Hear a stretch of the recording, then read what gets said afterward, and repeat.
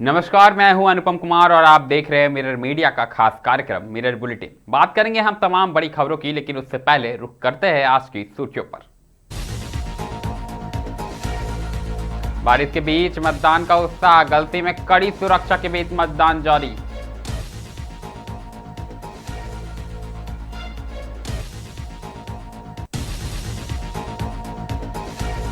UAE ने OPEC plus से छोड़ा, वैश्विक तेल बाजार में बढ़ेगा असंतुलन, कीमतों में उतार चढ़ाव।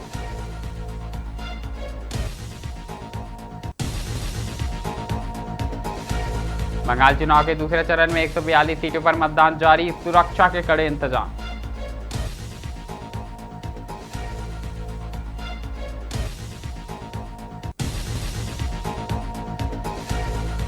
मंत्री इरफान अंसारी के सामने पत्रकारों से मारपीट के मामले ने पकड़ा तूल, बाबूलाल मरांडी ने जताई नाराजगी।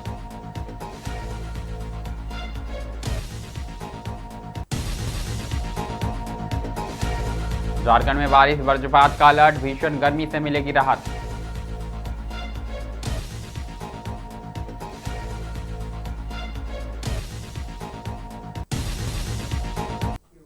अब खबरें विस्तार से। सबसे पहले बात हम पश्चिम बंगाल की करेंगे, जहां गलती विधानसभा क्षेत्र में दूसरे चरण के मतदान के दौरान बारिश भी मतदाताओं के जोश को कम नहीं कर सकी। सुबह से ही हो रही बारिश के बावजूद बुद्ध महाकाली विद्यालय और बुद्ध हिंदी स्कूल समेत विभिन्न बूथों पर वोटरों की लंबी कतारें देखने को मिली। इन दोनों बूथों को प्रशासन ने मॉडल बूथ के रूप में विकसित किया, जहां मतदाताओं की सुविधा के लिए विशेष इंतजाम किए गए। वहीं चुनाव को शांतिपूर्ण और निष्पक्ष बनाने के लिए सेंट्रल फोर्स पूरी तरह से मुस्तैद नजर आ रही है। सुबह से ही फोर्स ने बुद्ध बाजार, सुकदल और वीर सिंह सहित कई इलाकों में फ्लैग मार्च कर सड़कों पर अनावश्यक रूप से जमा भीड़ को हटाया। मतदान के लिए जा रहे मतदाताओं को छोड़कर अन्य किसी को भी बेवजह सड़कों पर रुकने की अनुमति नहीं दी जा रही है। प्रशासन की सतर्कता और सुरक्षा व्यवस्था के बीच मतदान प्रक्रिया जारी है। वहीं बारिश के बावजूद लोकतंत्र के इस पर्व में लोगों की सक्रियता साफ तौर पर दिखाई दे रही है। इसी बीच आपको बता दें कि कहीं ना कहीं भीड़ को देखते हुए सुरक्षा बलों ने थोड़ी सख्ती आजमाई है और लोगों को सड़कों से हटने की कहीं ना कहीं अपील की है। लगातार सड़कों पर से लोगों को हटाया जा रहा है, अनावश्यक जो भीड़ है उसे हटाया जा रहा है और जितने भी संदिग्ध गतिविधि है सब पर ध्यान रखे जा रहे हैं।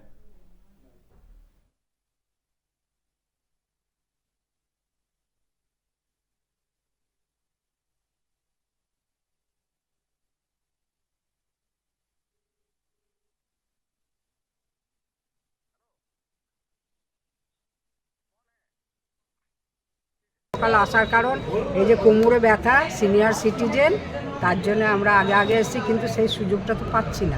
সকালবেলায় ভিড়, সকালবেলাতেই ভিড়, এমনকি বেলা বাড়ার সাথে সাথে রোদের তাপ বাড়বে, সেটাও একটা কারণ। সেটাও একটা কারণ। ওইটা তো বিরাট কারণ। কোনটা? ওই রোদ বাড়বে বলে। আর আমরা মেয়ে, ঘরে গিয়ে রান্না বান্না আছে, এটা তো করতেই হবে। এইটা ছুটি নেই, এটা ছুটি নাই। আপনার নামটা? শিখা রায়। সকাল আসার কারণ এই যে কোমরে ব্যথা, সিনিয়র সিটিজেন, তার জন্য আমরা আগে আগে এসেছি, কিন্তু সেই সুযোগটা তো পাচ্ছি না। সকালবেলায় ভিড়, সকালবেলাতেই ভিড়, এমনকি বেলা বাড়ার সাথে সাথে রোদের তাপ বাড়বে, সেটাও একটা কারণ। সেটাও একটা কারণ। ওটা তো বিরাট কারণ। কোনটা? ওই রোদ বাড়বে বলে। আর আমরা মেয়ে, ঘরে গিয়ে রান্না বান্না আছে, এটা তো করতেই হবে। এইটা ছুটি নেই, এটা ছুটি নাই। আপনার নামটা? শিখা রায়। तो बिल्कुल, तो आप देख पा रहे थे किस कदर पश्चिम बंगाल चुनाव में कहीं ना कहीं दूसरे चरण के मतदान की प्रक्रिया जो है वो जारी है। ऐसे में सीधे हमारे साथ हमारे सहयोगी सुजीत जुड़ चुके हैं। सुजीत, बताए क्या कुछ नजारा देखने को मिल रहा है दूसरे चरण के मतदान में? देखिए, सबसे पहले आपको बता दूं, पहले चरण के जो मतदान हुआ था उसमें एक कमीशन की तरफ से बताया जा रहा था शांतिपूर्ण तरीके से पहले चरण का मतदान हुआ था। लेकिन दूसरे चरण के जो मतदान शुरू हुआ आज सुबह से, कहीं ना कहीं वर्धमान जिले में कहीं ना कहीं शांतिपूर्ण से वोट देने की छवि हम सामने आया है। लेकिन शक्ति प्रदर्शन करते हुए दिख रहा था कहीं ना कहीं आपका केंद्रीय बल जो है हर बूथ में केंद्रीय बल तैनात है और कड़ी निगरानी से सुबह से मतदान केंद्र में लोग मतदान करने के लिए आ रहे हैं। ये छवि सुबह से ही हम लोग के पास आ रहा है। बिल्कुल सुजीत, लेकिन एक तस्वीर आ रही है, सामने आ रही है, जिसमें केंद्रीय बल लोगों को सड़कों से हटाते हुए नजर आ रहे हैं। तो क्या वजह रही, हर एक गतिविधि पर किस कदर ध्यान रखा जा रहा है? देखिए, बर्धमान जिले में गलसी विधानसभा क्षेत्र है, जहाँ पे बुदबुद इलाका है, जहाँ पे सुबह से कहीं ना कहीं जो वोटर है वो तो खड़े हैं, लेकिन जो वोटर नहीं है वो भी सुबह से भीड़ करके सुबह से खड़े हो रहे थे। लेकिन वो केंद्रीय बल जो है चारों तरफ अपना नजरदारी कर रहे थे, लेकिन जहाँ पे जो वोटर नहीं है, जहाँ पे कोई वोटर नहीं है, कहीं पे भीड़ है, वो भीड़ हटाने के लिए शक्ति प्रदर्शन किया केंद्रीय बल ने। जी बिल्कुल सुजीत, लेकिन अगर हम बात करेंगे तो लगातार बंगाल में बारिश का दौर जारी है। ऐसे में मतदान और बारिश कैसे साथ साथ चल रहा, कितना प्रभावित कर रहा है ये बारिश? देखिए, पहले चरण का जो इलेक्शन हुआ था, उस इलेक्शन में पश्चिम बंगाल में 40 से 45 डिग्री सेंटीग्रेड था, मतलब काफी गर्मी का माहौल था। लेकिन दूसरे चरण का जो इलेक्शन हो रहा था, सुबह से ही बारिश, एक तरफ बारिश है और दूसरी तरफ सूरज का सुबह से कोई अता पता नहीं है, वो दिखने में नहीं आया है। इसीलिए सुबह से ही वेदर जो है थोड़ा ठंडा वेदर है, इसीलिए वो लोग जो मतदान है मतदाता है सुबह से ही वो हंसी खुशी आ रहे हैं मतदान केंद्र पे।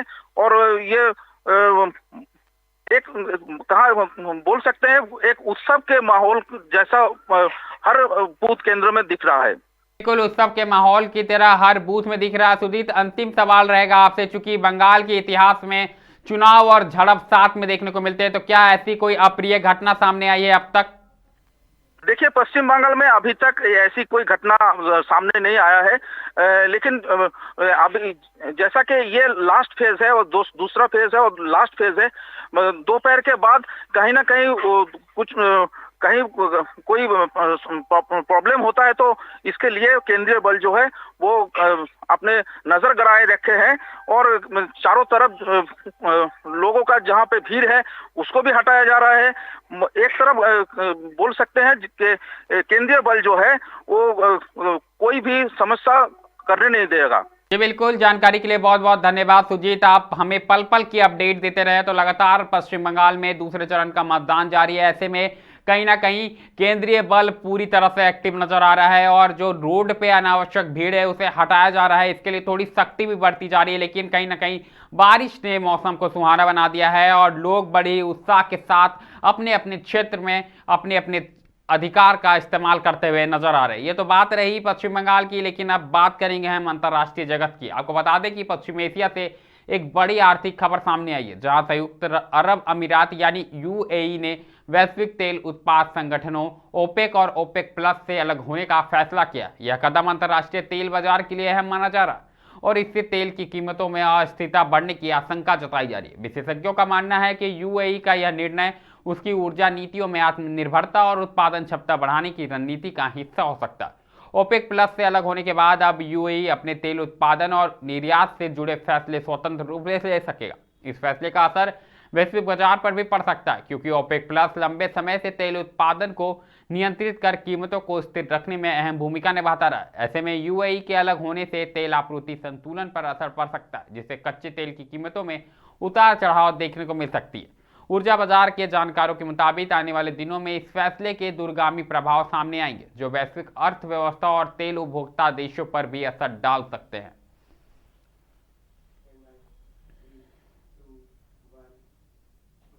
रुके एक बार फिर पश्चिम बंगाल का करेंगे। आपको बता दें कि सुबह से ही पश्चिम बंगाल में विधानसभा चुनाव के दूसरे चरण का मतदान जारी है। ऐसे में राज्य के 142 विधानसभा सीटों पर मतदान हो रहा है। सुबह से बात करें तो तमाम मतदान केंद्रों पर मतदाताओं की लंबी कतारें देखी जा रही। युवा से लेकर बुजुर्ग तक वोटिंग को लेकर खासा उत्साह नजर आ रहा। चुनाव आयोग ने इस चरण को शांतिपूर्ण और निष्पक्ष तरीके से संपन्न कराने के लिए सुरक्षा के कड़े इंतजाम किए। संवेदनशील और अति संवेदनशील क्षेत्रों में केंद्रीय बलों की तैनाती की गई है। वहीं हर गतिविधि पर नजर रखने के लिए अलग अलग व्यवस्था की गई है। कई जिलों में मतदान को देखते हुए बैंक अवकाश भी दिया गया है और साथ ही विशेष तौर पर लोगों से अपील की जा रही है कि मतदान में किसी प्रकार की बाधा नहीं है और खुले तौर पर वो अपने मताधिकार का, अपने लोकतंत्र के अधिकार का प्रयोग करें। कुल मिलाकर अगर बात करें तो दूसरे चरण के मतदान में अभी तक कहीं से झड़प की खबर नहीं आई है, लेकिन कहीं ना कहीं मतदान की जो प्रक्रिया है वो सुबह से जारी है।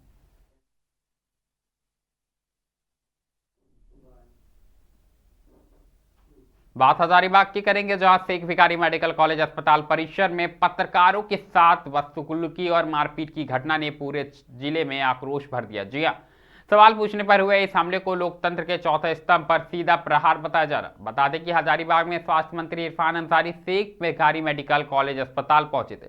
इस दौरान मौजूद पत्रकारों ने मंत्री से सवाल करना चाहा, लेकिन वहां मौजूद कुछ असामाजिक तत्वों ने अचानक पत्रकारों के साथ अभद्र व्यवहार किया।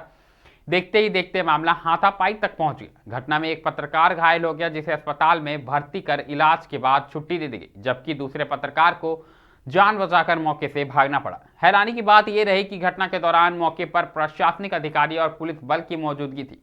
बावजूद इसके पत्रकारों के साथ हुई बदसलूकी को तुरंत नहीं रोका जा सका। इस घटना से पत्रकारों में गहरा आक्रोश है और उन्होंने सवाल उठाया कि आखिरी सवाल पूछने पर इतनी तीखी प्रतिक्रिया क्यों मिली। इस मामले पर नेता प्रतिपक्ष बाबूलाल मरांडी ने सोशल मीडिया पर प्रतिक्रिया देते हुए घटना की कड़ी निंदा की है और इसे लोकतंत्र के चौथे स्तंभ पर हमला बताया। वहीं सदर विधायक प्रदीप प्रसाद ने भी पत्रकारों से मुलाकात कर घटना को निंदनीय बताया और कहा कि पत्रकारों का काम सवाल पूछना है, ऐसे में उनके साथ मारपीट किसी भी हाल में स्वीकार नहीं है। कुल मिलाकर अगर बात करें तो कहीं ना कहीं पत्रकारों पर हुए हमले के बाद राज्य भर में सियासत भी अब गर्म हो गई है और पत्रकार समूह के साथ साथ अब नेता हो या विपक्ष हो, लगातार मंत्री इरफान अंसारी से सवाल पूछ रहे हैं।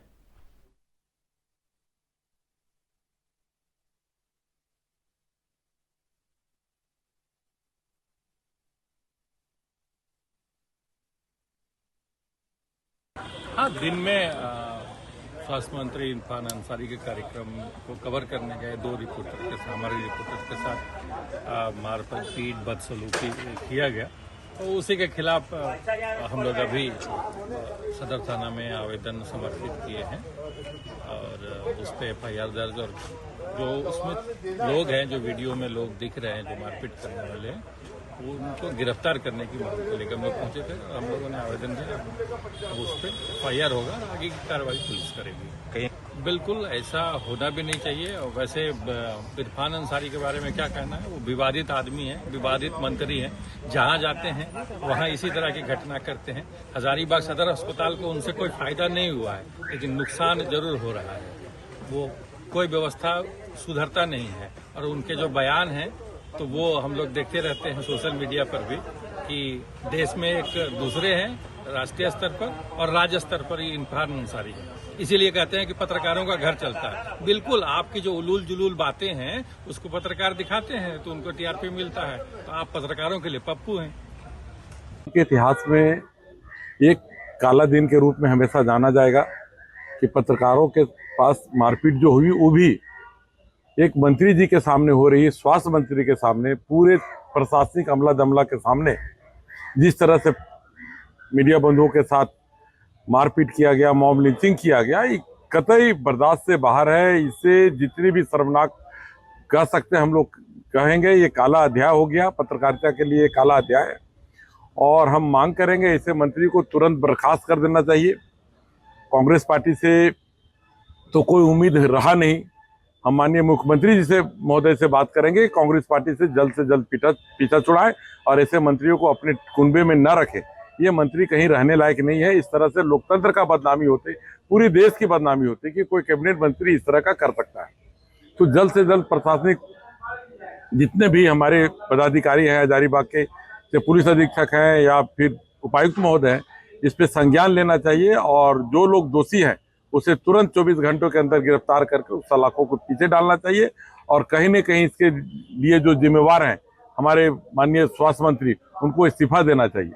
बाहर के लोग आज तक हजारीबाग में किसी के साथ मारपीट, कितनी भी घटना हुई मीडिया बंधु के साथ आज तक इतिहास में नहीं ना, आज था। ये मंत्री जी के चमचे और उनके गुंडे थे जिन्होंने मारपीट किया। हम लोग भी राजनीति करते हैं और हम लोग भी समझे हैं कि मारने वाले लोग कौन थे और किनके इशारे पे की। बात करेंगे हम मौसम की। आपको बता दें कि झारखंड में भीषण गर्मी के बीच मौसम ने करवट ले ली है। मौसम विभाग ने राज्य के कई जिलों में बारिश और वज्रपात को लेकर अलर्ट जारी किया, जिससे लोगों को राहत मिलने की उम्मीद है। मौसम विभाग के अनुसार 29 अप्रैल को राजधानी रांची, पलामू, धनबाद और जमशेदपुर समेत राज्य के 10 से अधिक जिलों में हल्की से मध्य बारिश होने की संभावनाएं हैं। इसके साथ ही कई इलाकों में वज्रपात की चेतावनी भी जारी की गई है। विशेषज्ञों का कहना है कि बंगाल की खाड़ी से आ रही नमी और स्थानीय मौसमीय बदलाव के कारण यह स्थिति बनी है। बारिश के चलते तापमान में गिरावट आएगी, जिससे पिछले कई दिनों से पड़ रही भीषण गर्मी से लोगों को राहत मिलेगी। हालांकि मौसम विभाग ने लोगों से सतर्क रहने की अपील की है। खासकर खुले मैदान, पेड़ के नीचे या बिजली के खंभों के पास खड़े होने से बचने की सलाह दी गई है, क्योंकि वज्रपात जानलेवा साबित हो सकता है। कुल मिलाकर बात करें तो झारखंड में मौसम का यह बदलाव जहां गर्मी से राहत देगा, वहीं लोगों को सावधानी बरतने की भी अपील की गई है। रुख देवघर का करेंगे, जहां भारतीय जनता पार्टी के कार्यकर्ताओं ने टावर चौक पर कांग्रेस नेता राहुल गांधी के खिलाफ जोरदार प्रदर्शन किया। इस दौरान कार्यकर्ताओं ने उनका पुतला दहन करते हुए कांग्रेस पर महिला शक्ति से जुड़े महत्वपूर्ण विधेयक का समर्थन न करने का आरोप लगाया। प्रदर्शन में भाजपा के कई स्थानीय नेता और बड़ी संख्या में कार्यकर्ता शामिल हुए, जिन्होंने जमकर नारेबाजी की। हालांकि विरोध के दौरान माहौल कुछ समय के लिए गर्म जरूर रहा, लेकिन स्थिति पूरी तरह नियंत्रण में रही। भाजपा नेताओं ने कहा कि महिलाओं के सम्मान और सुरक्षा जैसे मुद्दों पर राजनीति नहीं होनी चाहिए।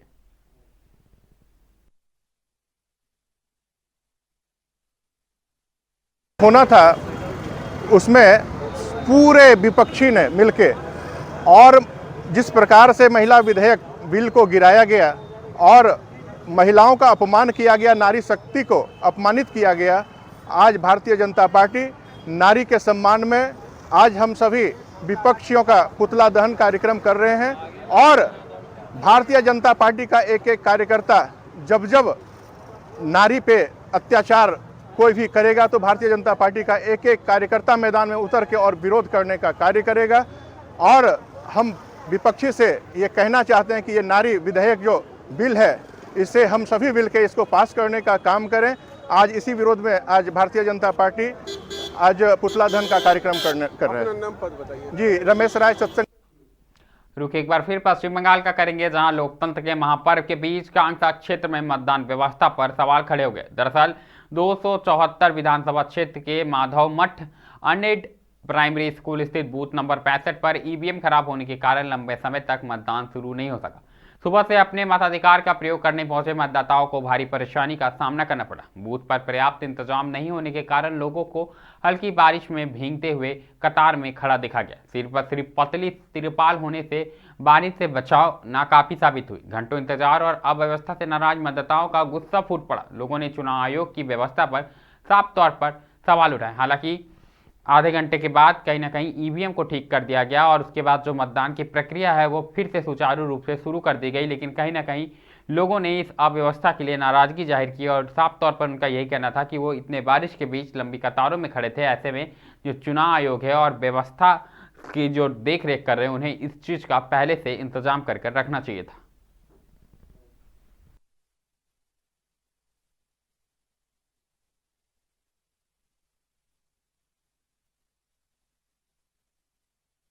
দিয়েছেন? কিরকম হলো ভোটটা? ভালো হলো, ভালো। ভালো। মানে কত নম্বরে ছিলেন আপনি? 74। 74 নম্বরে। কীরকম যখন দেখলেন ভোটে গেলেন তা কীরকম ভিতরে অবস্থা আছে? ভিতরে ঠিক আছে, ভালো আছে। সব ভালো তো? আমি তাড়াতাড়ি এসেছি, কেন আমার মাথা ঘুরে, আমি রোদ্দুরে দাঁড়াতে পারি না। হ্যাঁ, হ্যাঁ, এই জন্য আমি তাড়াতাড়ি এসেছি। এখন খুলে নেই, 7টার সময় খুলবে বলছে। কেন মাথা ঘুরে আমি দাঁড়াতে পারি না বেশি, আচ্ছা, এই জন্য আমি তাড়াতাড়ি এসেছি। कहीं से समस्या नहीं, कोई तरह का समस्या नहीं है। हमारे यहाँ 5 तो बूथ है, यहाँ 5 बूथ सब ठीक है। एक उधर 73 नंबर बूथ में मशीन ख़राब है, उनको बोले हैं नया मशीन लगाने के लिए, तब उसके बाद वोट चालू करने के लिए। बारिश सुबह हुआ चुनाव के पहले देखा जा रहा था।